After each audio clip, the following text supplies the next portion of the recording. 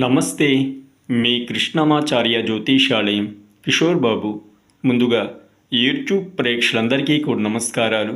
మిత్రుడికి శుభాశీషుడు. ఈరోజు మనం తెలుసుకోవాలి అని అనుకుంటున్నటువంటి అంశం ఏంటంటే, ఈ యొక్క పంచాంగ విశిష్టత ఏంటి అంటే, మనం పొద్దున్న ఉదయాన్నే లేచి మనం చేస్తున్నటువంటి పనులకైతే కానీ, లేదనుకుంటే ఈ యొక్క శుభ కార్యక్రమాలకి కానీ, ఏదైనా కార్యక్రమానికి కానీ, లేదంటే ఏదైనా వస్తువు వాడటానికి కానీ, లేకపోతే వాతావరణం యొక్క విషయాలు తెలుసుకోవటానికి కానీ, పండుగలు పర్వదినాలు ఎప్పుడు జరుపుకోవాలి అనే విషయాలైతే కానీ, ఏదైనా ఎటువంటి విషయాలకైనా మనం తెలుసుకోవాలి అని అనుకుంటే, ముందుగా మన పురోహితుల దగ్గరికి వెళ్ళి, పండితుల దగ్గరికి వెళ్ళి, వాళ్ళకి మనం ఏం చెయ్యాలి అని అనుకుంటున్నామో ఆ యొక్క విషయాన్ని పండితులకి తెలియచేసి, అప్పుడు ఆ విషయానికి కావలసినటువంటి ముహూర్తాన్ని, సుముహూర్తాన్ని నిర్ణయించి పండితులు మనకి చెప్పటం అనేది జరుగుతుంది. అంటే ఈ యొక్క పంచాంగం అంటే ఇక్కడ 5 రకాల విషయాలు, 5 అంగములు లాంటివి, 5 భాగాలు, ఇవి కలిస్తేనే పంచ అంటే 5 అంగములు. ఇవి కలిపి ఒక్కొక్క భాగం ఒక్కొక్క దాని యొక్క విశిష్టతను తెలియచేస్తూ అన్నీ కలిసి మనం చెప్పుకునేది ఈ యొక్క పంచాంగం. అయితే శ్రీ కళ్యాణ గుణవహం రిపుహరం దుస్వప్న దోషాపహం గంగా స్నాన విశేష పుణ్యఫలదం గోదాన తుల్యం నృణాం ఆయుర్విద్ధితా ఉత్తమం శుచికరం సంతాన సప్రదం నానాకర్మ సుషాధనం సుముచితం పంచాంగమాకర్ణ్యతాం. ఈ విధంగా ఈ యొక్క పంచాంగం కోసం పెద్దలు తెలియచేయటం అనేది మనకు జరిగింది. అంటే తిథి, వార, నక్షత్రం, యోగం, కరణం, ఈ 5 రకాలైనటువంటి భాగాలతో, విషయాలతో, అంగములతో కలిపి ఉన్నటువంటి మనకి కావలసినటువంటి విషయాన్ని తెలియచేసినటువంటిదే ఈ యొక్క పంచాంగం. ఇక్కడ తిథులు అనేవి మానవ శ్రేయస్సుకు ఉపయోగపడుతుంటాయి. ఇక నక్షత్రాలు అనేవి పాపం యొక్క పరిహారానికి మానవాళికి ఉపయోగపడుతుంటాయి. వారం అనేది ఆయుర్విద్యకి, ఇక యోగం అనేది రోగ నివారణకు, ఇక కరణాలు కార్యసిద్ధికి తోడ్పడతాయి అన్నమాట.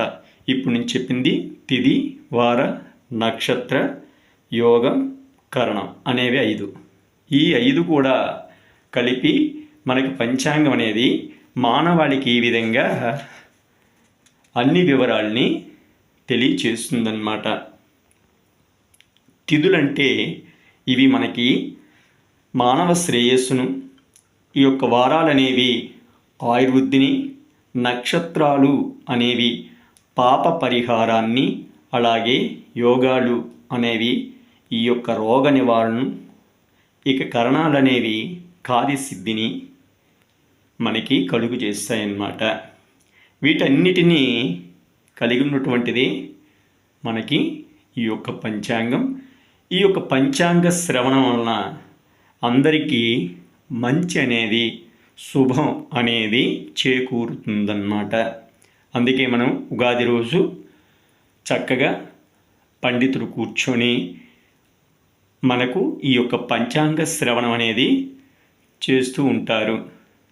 అందులో మనం ఏం తెలుసుకుంటాం, ఈ యొక్క అంటే రాజు, ఈ సంవత్సరానికి ఎవరు రాజు, ఎవరు మంత్రి, అంటే వర్షం ఎంత శాతం మనకు పడుతుంది, ఎంత భాగం అనేది పడుతుంది, అలాగే గ్రహణాలు ఏమైనా ఉన్నాయా, అలాగే ఈ యొక్క పండగలు, పర్వదినాలు, ఇక ముహూర్తాలు, అన్నీ కలిపి చక్కగా మనకి మానవాళికి ఉపయోగపడే విధంగా మనకి పండితులు ఉగాది రోజు పంచాంగ శ్రవణం అనేది చేస్తారన్నమాట.